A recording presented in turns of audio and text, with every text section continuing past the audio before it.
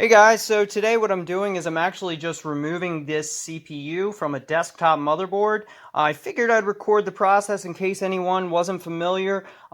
It's pretty easy to do. Really, of course, first off, you need to remove the fan. So this unit here, you'll need to remove those screws or at least loosen them up to get this off. So once you get that off, you may be confused by this. If you've only worked on laptops that have, cooling units like this, so this is one for just a CPU. This one has also a smaller arm here for a discrete GPU, and then for the CPU over here. So you may be used to laptops, and if you are, this may look unfamiliar.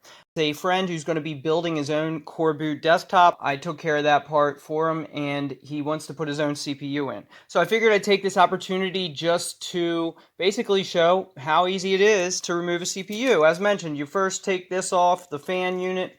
Then all you need to really do is take this right here. So there's this little arm here, and all you really have to do is slip it up like this. It's almost like spring held up.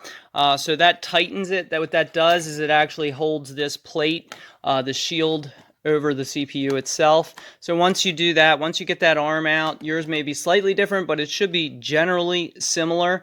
And then what you're going to do is take out the CPU. You have to be careful because there are pins in this. And what I mean by that is there's wiring that is going to need to be carefully fitted. So if you ever do a CPU change on your own unit, one thing you want to do is first make sure the socket is the right type. So you can find a list from whatever model you have, and that is what it looks like on the underside of the CPU. They're going to put a more powerful CPU in their desktop. If you get a direct replacement, of course, that's going to fit, but otherwise, if you want to do an upgrade, you have to take other things into consideration. It's a very common problem. People end up trying to put a CPU in, and they end up bending the pin in a rush to set that CPU.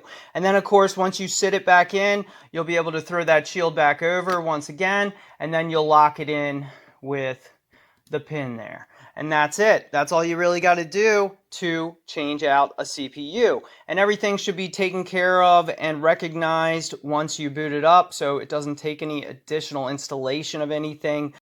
Once you have your new upgraded or replacement CPU, what you're going to want to do is ensure it's lined up perfectly before you put everything back together. So what we can see here is there's a little notch coming down here. We also can match that up with this notch here. So we know that it goes in that direction. The notch is not in another place. It is a unique notch that is only found on that side.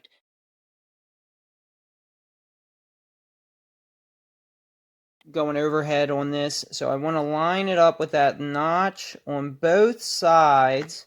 So of course everything needs to be lined up, and once you do that, once you have it in, then you can pull this back, bring this forward, and then put the arm back underneath.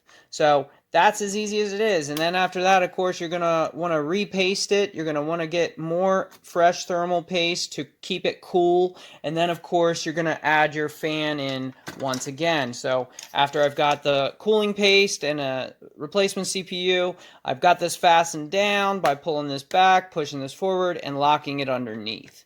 I'm not actually installing the CPU since somebody else is going to be installing the CPU on this. But you want to be real careful because you don't want anything getting bent or damaged in the process. And then, of course, once you lock it in, put on your thermal paste, and then you can simply screw it back in and place the motherboard right back into the desktop itself, which is right over here actually. So at that point I would then simply get everything screwed in nicely and have it all back as it was, and then boot it up and you're good to go. And so that's how you can change out a CPU on a desktop.